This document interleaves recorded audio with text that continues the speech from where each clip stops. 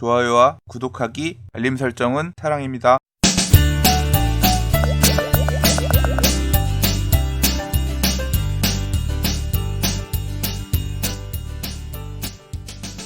안녕하세요. 반갑습니다. 부동산입니다. 2019년 10월 22일 화요일 새로운 한 주가 시작됐습니다. 커뮤니티 탭에 올려드렸습니다만 어제는 제가 중간고사가 있어서 공부하는 학생이에요. 그래서 부동산 뉴스를 읽어드리지 못했습니다.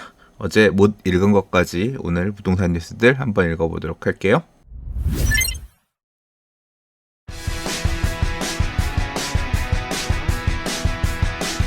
첫 번째 뉴스입니다. 김현미 국토부 장관께서 국회 국토교통위원회 종합감사에서 부동산 시장에 대한 말씀을 하셨습니다. 부동산 규제의 효과가 연말 정도에 드러날 것이다. 그리고 전세보증대출을 살피는 중이라고 얘기를 했는데요. 부동산 시장을 국토부에서는 어떻게 보고 있는지 좀 살펴보도록 할게요. 자, 질문은 이규희 더불어민주당 의원이 질의를 했는데요.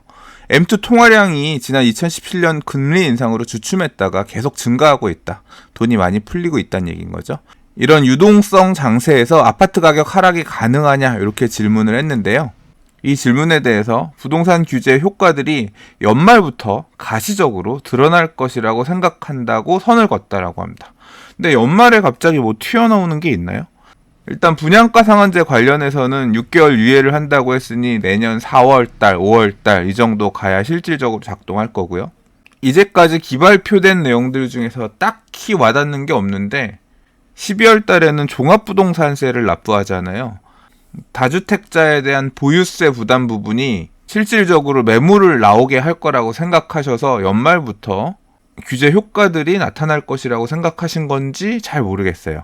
한편 전세보증금 대출 제도, 흔히 말하는 전세자금 대출이죠. 이 제도가 서울을 비롯한 일부 지역에서 갭 투자 수단으로 악용되고 있다는 지적과 관련해서 거품의 증가 요인으로 작동하는 것도 사실이지만 그렇다고 해서 이 제도가 거품을 조장하기 때문에 일정 정도 한도를 둬야 된다는 지적이 있지만 줄어들면 서민들에게 어려움이 있을 수 있어서 균형 있게 살펴보고 있다라고 얘기하고 있는데요. 때문에 일각에서 전세를 없애야 된다, 전세가 부동산 투기의 원인이 된다, 이런 이야기들 하시는 분들 계시긴 한데 일단 정부에서는 전세자금 대출을 걷어낼 생각은 없어요. 서민들에게 어려움이 있어 균형 있게 보고 있다라고 하니까.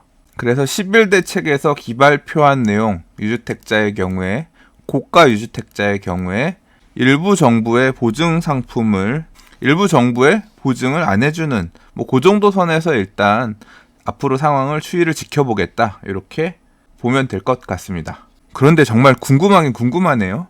대체 규제 효과가 연말에 나타날 것이라는 이 자신감은 어디에서 연유하는 것인지, 또는 추가 대책을 계획하고 있다는 말씀이신 건지 살짝 아리송합니다. 자, 다음 기사입니다. 이번 주에 한국경제신문에서 청약급소단지라고 해서 한 주에 나오는 분양단지들 중에 눈여겨볼 만한 단지 한두 개 꼽아서 코멘트해달라는 요청이 있으셔서 10월 초에도 한번 했었고요. 한동안 분양이 없다가 이번에 또 물어보셨어요. 그래서 이수역 스위첸포레일즈, 그 다음에 힐데스하임 올림픽파크, 검담 미래도 엘리트파크, 루원시티 2차, SK 리더스뷰 중에서 부동산은 어떤 단지에 대해서 얘기를 하고 권하고 싶냐 물어보셨어요.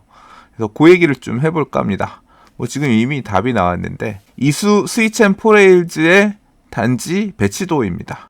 이번 주 청약단지 중에서 이 아파트를 꼽은 이유는요. 누가 봐도 이쁘고 상품성 좋은 물건은 그만큼 인기가 있기 마련이죠. 4호선 지하철 지상철길이 진입로를 다소 가리고 소음 우려가 조금 있으면 어떻겠습니까? 세대수가 다소 아쉬우면 어떻겠습니까? 가점 70점이나 돼야 안심할 수 있는 최근 서울 시내 청약시장에서 청약 가점이 아리까리한 내 첫 집으로 만들어주려고 이 아파트 단지에 아쉬움을 콕 찍어서 심어주었는 것인지도 모릅니다. 서초구에 가장 가까이 붙어있는 동작, 길 건너 방배나 반포까지는 아니더라도 인근의 이수 힐스테이트 형님이 길을 열어주실 테니 그 뒤를 잘 쫓아다니기만 해도 충분합니다. 고민보다 당첨이 먼저죠. 단독주택 재건축 사업으로 지어지는 이 단지는 조합원들의 경우에 단지 안쪽을 바라보는 남향 배치 물량들, 앞라인의 경우에는 4호, 5호 라인들, 그 다음에 뒷라인의 경우에는 3호 라인들, 판상형 남향 배치 물량들을 대부분 받았기 때문에 이번 일반 분양 물량들은 주로 동향 또는 타워형 구조입니다. 1, 2호 라인 동향 또는 3, 4호 라인 타워형 구조죠. 뒷라인 같은 경우도 1, 2호 라인 타워형 구조.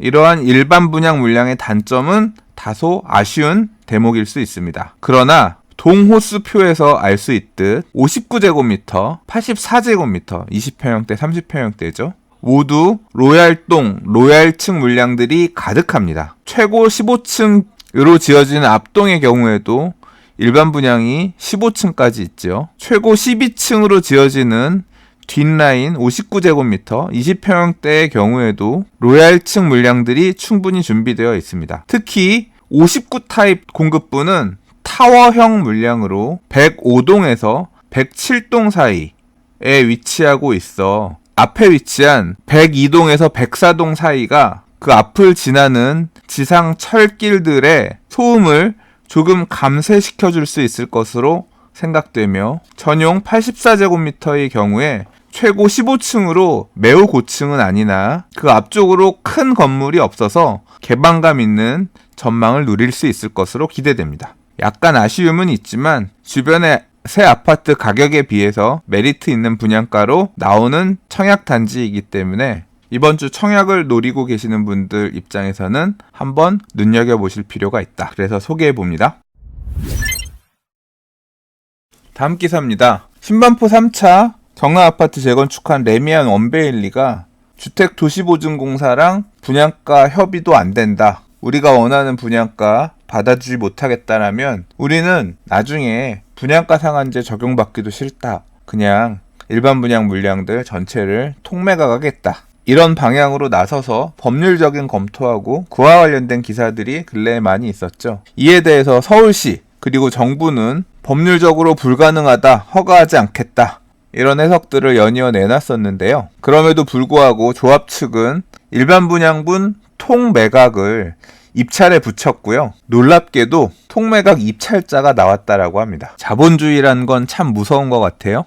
정부가 대놓고 나서서 이렇게 죽이겠다, 엄포를 놓는 이슈에 대해서 일종의 반기를 드는 그런 모습이라고도 할 수 있는데요. 대체 이 정부의 방침을 거스르는 용가리 통뼈가 누굴까 싶어서 봤더니 관심이 고프셨던 분인 것 같습니다. 이 업체가 어딘가 봤더니 트러스트 스테이라는 업체인데요. 여러분들이 잘 알고 계시는 언론에서 많이 이슈가 됐었던 트러스트 부동산의 그 트러스트 스테이가 맞습니다. 기사 내용을 좀 보면요. 총 2,971가구 중에서 일반 분양분 346가구를 통매각하고요. 입찰자는 트러스트 스테이 주식회사, 입찰 금액은 3.3제곱미터당 6천만 원이라고 합니다. 조합은 통매각이 법적으로 가능하다고 보고 입찰 내역 등을 살펴서 향후 진행 방향을 결정하겠다는 입장이라고 합니다. 근데 평당 6천만 원에 입찰했으면 입찰자도 자기 먹을 거 어느 정도 생각해서 입찰한 것 같아요. 신반포 3차 경남아파트가 주택도시보증공사를 통해서 받을 수 있는 일반 분양가는 평당 최대 4,900만 원 정도인데 이거보다는 한 1,000만 원 이상 높은 수준이기 때문에 조합 입장에서는 일반 분양하는 것보다 이쪽에다 매각하는 쪽이 훨씬 이득이겠죠. 그러나 조합의 바램과는 달리 정부와 서울시는 통매각은 불가능하다는 입장을 견지하고 있고 서울시는 통매각 방식에 대한 지침을 이달 말까지 마련한다는 방침을 밝혔고 통매각 방식도 정비계획상 포함시키도록 지침을 강화할 것이라고 해서 신반포 3차 경남아파트는 이런 기준이 강화되기 전에 막차 타고 통매각으로 분양가 규제를 피해 나갈 수 있을지 좀 지켜봐야 될 부분인 것 같고요. 입찰한 트러스트 스테이 측에서는 일단 평당 6천에 통매수를 하면 그 자체만으로도 일단 성공일 것 같다는 생각이 들고요. 주변 시세에 비해서 평당 6천만 원도 엄청 저렴한 금액이잖아요. 만약에 불가능하다 하더라도 지금 우리가 이 기사를 보고 있듯 언론 마사지 충분히 받을 수 있기 때문에 목적 절반 이상의 성공은 달성하는 게 아니겠느냐 그런 생각이 듭니다. 항상 느끼지만 이 트러스트 부동산은 언론 마케팅을 진짜 굉장히 잘 하시는 것 같아요. 자, 다음은 리모델링 관련된 기사예요. 리모델링 사업을 추진하는 곳들이 많이 보입니다. 일단 잠원동 롯데캐슬 갤럭시 아파트가 리모델링 시공사 선정에 들어가고요. 2002년에 입주한 아파트인데 서울시 리모델링 시범단지 신청했다가 떨어진 곳입니다. 그리고 문정동 문정시형 아파트 1315가구인데 1000세대가 넘는 대단지죠. 그러면서 서울형 리모델링 시범단지에도 선정이 됐어요. 이곳 같은 경우도 시공사 입찰을 곧 마감한다고 하고요. 지난해 이촌동 통합 리모델링 굉장히 이슈였죠. 이촌동 강촌 아파트, 그 다음 마포구 서강대교 북단에 보면 신정동이란 곳에 서강 GS 아파트라고 있습니다.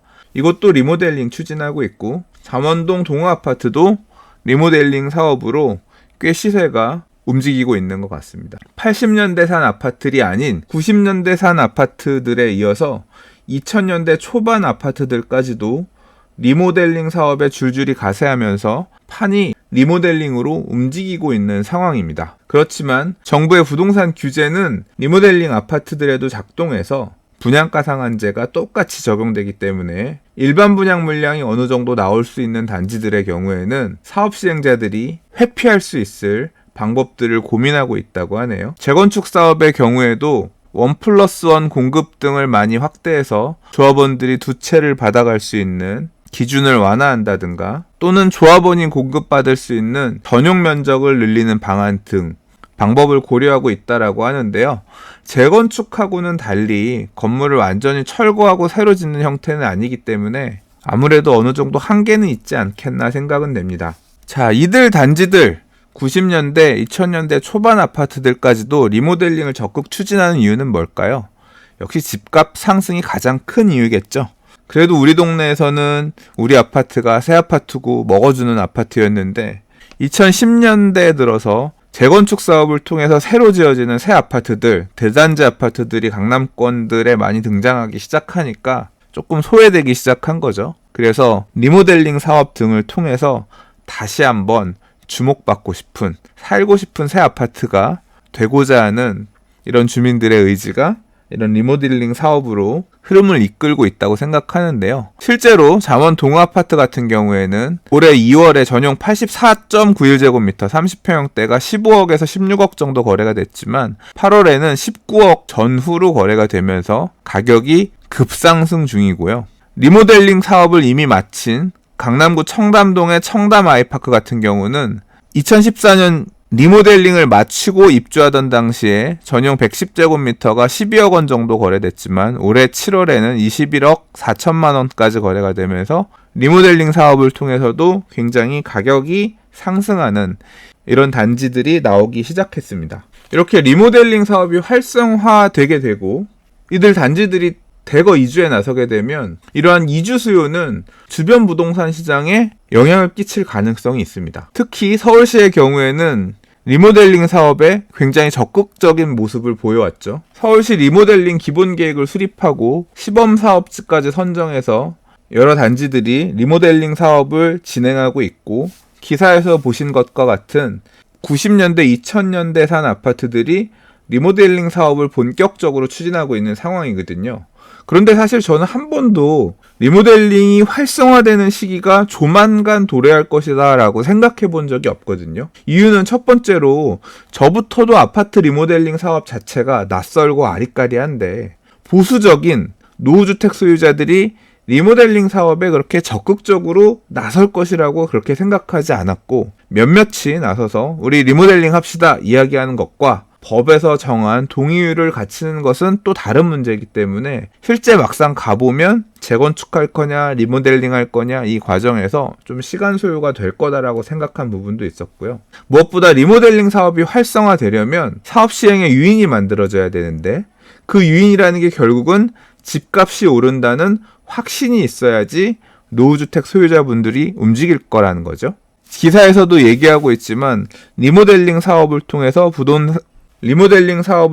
부동산 가격이 오른 모습을 보이면서 사람들이 움직이고 있다. 그렇게 설명하고 있죠. 그런데 집값이 오르는 것에 대해서 아주 노이로제에 걸릴 지경인 분들이 계시죠. 정부라든가 서울시라든가. 집값 오르는 것 때문에 사업이 가고 있던 재건축 사업장들도 고삐를 쥐고 안 놓고 계신데, 리모델링이 집값 불안 요인으로 떡하니 이슈화되기 시작하면 과연 정부나 서울시가 이를 활성화해 줄까요? 저는 결국 이번 텀에 이촌동 현대맨션이나 옥수동 극동아파트 또는 이 기사에서 언급된 여러 단지들의 리모델링 선행단지에서 성공적인 모델들이 나오고, 리모델링 대상 아파트 투자가 유망하다, 이런 인식이 나오기 시작하면 투자의 흐름이 이런 쪽으로 이어져 간다면, 이제까지 재건축이나 재개발 사업에서도 그러했듯 정부의 규제 콤보가 촥촥촥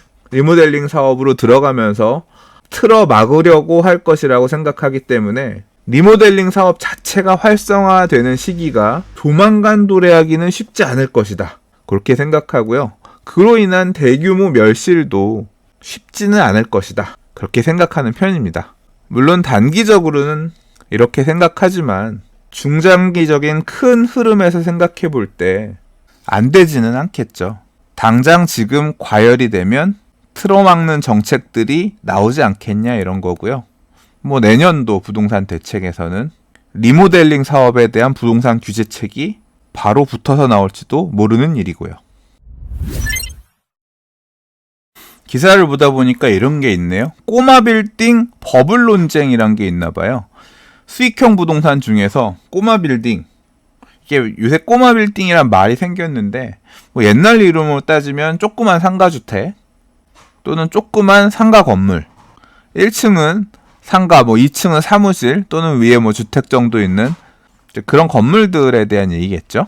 자, 이런 논쟁이 있다는 것은 비싸다는 얘기일 텐데요.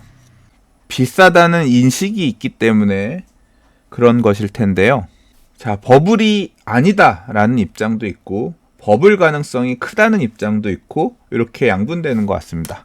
기사에서 보면 이동현 KB하나은행 부동산 자문센터장님은 관심 수요가 많아 버블이라고 말하기 어렵다고 하고 있고, 김윤수 빌사남 대표는 강남 꼬마 빌딩은 투자 상품이 아닌 안전 자산이기 때문에 버블이 아니다, 이렇게 얘기하고 있고요. 그 반대의 입장에서 버블 가능성이 크다고 얘기하는 분은 송민호 KDI 연구위원은 거래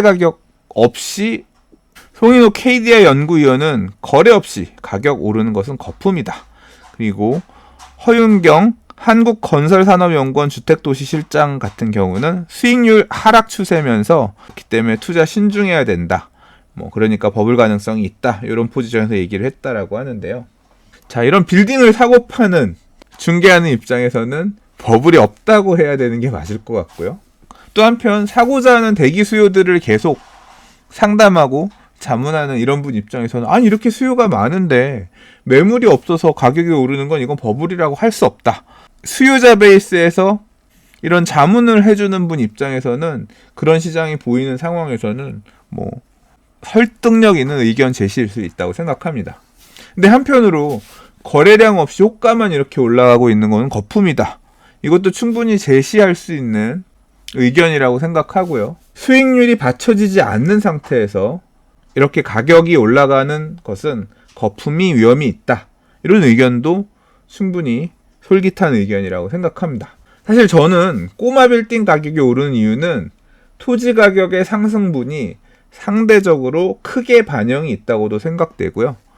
이런 얘기는 어떻게 보면 돈 갈 데가 없다, 이런 이야기일 수도 있죠. 그러나 무엇보다 저금리 기조가 오랜 기간 이어지고 있는 모습이 꼬마 빌딩이 비싸다, 버블이다, 이런 논쟁이 나오는 주된 원인이라고 생각합니다.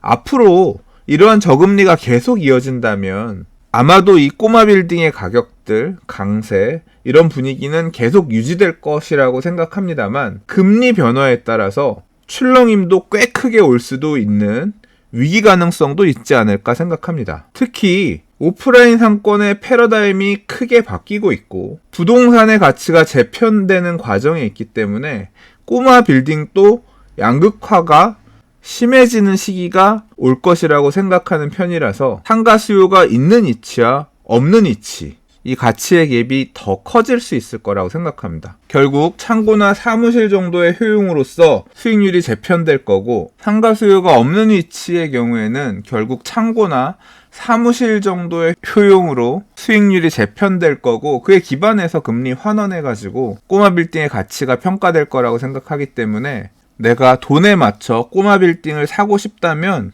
돈에 맞춰서 뭐든 사겠다 이런 마음으로 접근하면 안 될 것 같고요. 앞으로 수요가 유지될 수 있을 만한 입지냐 아니냐, 그거에 맞춰서 매수를 하는 게 필요하다고 생각하고요. 그 입지를 보는 매의 눈을 갖는 게 먼저 필요하지 않겠냐.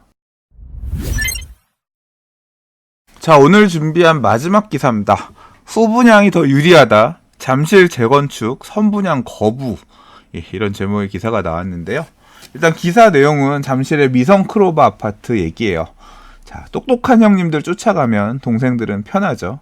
지금 이제 재건축 사업 막바지에 있는 형님들이 앞으로 어떻게 일반 분양 문을 처리할 것이냐, 그 판단들을 지금 하고 있는 얘기들이 기사에 자꾸 나오고 있습니다. 잠실 미성 크로바 아파트가 자체 감정 평가를 해본 결과 현재 주택도시보증공사의 고분양가 사업장 관리 기준에 따라 선분양하는 것보다 분양가 상한제 민간택지 확대 적용되더라도 2022년 이후에 준공 후 분양을 하는 것이 평당 분양가를 1,400만 원 이상 높일 수 있다라고 시뮬레이션 되었다라고 합니다. 그래서 이번 텀에 허그랑 분양가 협의해서 선분양 내지 말고 기사 제목처럼 선분양을 거부하고 후분양으로 방향을 잡는 모습입니다. 한편 기사를 보면 잠실 진주 아파트는 앞서 기사에서 설명했던 레미안 원베일리처럼 일반 분양 물량을 전체를 통매각하는 쪽에 합류한다고 하는데요.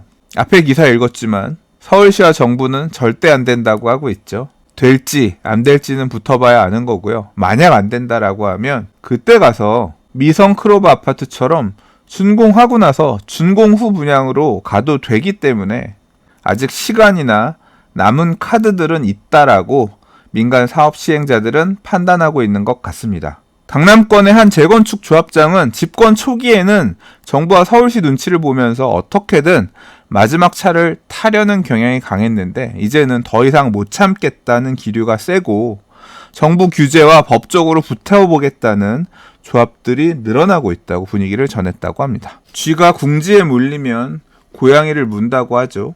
한 방 물려보면 쥐인 줄 알았던 구석에 몰려있던 동물이 쥐가 아니라 호랑이란 걸 깨달을 수 있을지도 모릅니다. 서울의 강남권의 많은 수요들이 지금 거론한 이 아파트들의 일반 분양 청약을 기다리면서 대기하고 있는데요. 정부의 우려처럼 이들 단지들이 준공 후 분양으로 돌아서면서 분양 시점 자체가 내년 내후년이 아닌 2022년, 2023년 이렇게 뒤로 밀리게 된다면 청약을 기다리고 있는 이 수요들의 인내심이 그때까지 버텨줄지 또는 시장에 매수세로 들어와서 가뜩이나 매물이 없어서 난리인 이 상황에 부동산 가격을 더 불안하게 만들 요인으로 작동되지 않을까 걱정스럽네요. 자, 오늘 준비한 뉴스는 여기까지입니다. 오늘도 봐주셔서 들어주셔서 감사합니다. 짧게 광고 하나 할게요. 부동산 스터디 페이스북 페이지입니다. 이 페이지에는 제가 매일매일 읽을 부동산 뉴스들을 간략하게 큐레이션 하려고 하는데요. 부동산 스터디 페이스북 페이지에 오셔서 좋아요를 누르시면 그날 읽을 뉴스들을 미리 먼저 선점하셔서 읽으실 수 있습니다. 간략한 코멘트들도 추가하고 있기 때문에 짧게 이슈들을 정리해 나가실 수 있을 겁니다. 유튜브에서 부동산 뉴스 읽을 때 언급하지 않은 기사들도 다수 포함되기 때문에요. 페이스북 활용하시는 분들께서는 부동산 스터디 페이스북 페이지 좋아요 눌러주시면 감사하겠습니다.